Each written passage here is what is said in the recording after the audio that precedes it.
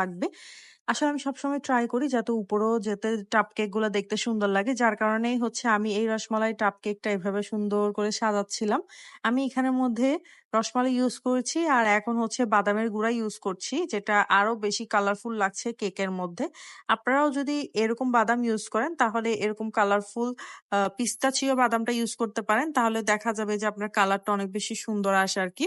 আমি এখন বাদামটা সব জায়গায় ইউজ করে ফেললাম। এখন কিছু আরো কাঠবাদাম আমি ইউজ করব যাতে করে হচ্ছে খেতেও ভালো লাগে, দেখতেও ভালো লাগে। আমি ট্রাই করি রসমালাই কেকের মধ্যে হচ্ছে একটু বেশি করে বাদাম ইউজ করার, তাহলে কিন্তু খেতেও ভালো লাগে। আর আপনারা অবশ্যই আমাকে কমেন্ট বক্সের মধ্যে জানাবেন যে আপনাদের কাছে আমাদের এই রসমালাই কেকটা দেখতে কেমন লেগেছে। আর যদি খেতে চান তাহলে কিন্তু আমাদের ফেসবুক পেজ আঞ্জুমস কেকের মধ্যে ইনবক্স করে ফেলতে পারেন। আমরা শুধু চট্টগ্রাম সিটির মধ্যেই হচ্ছে ডেলিভারি করে থাকি। আর এটা ছিল ফাইনাল লুক। আপনারা অবশ্যই জানাবেন যে এটা কেমন হয়েছে। আর আজকের ভিডিও এতটুকুই। আল্লাহ হাফেজ।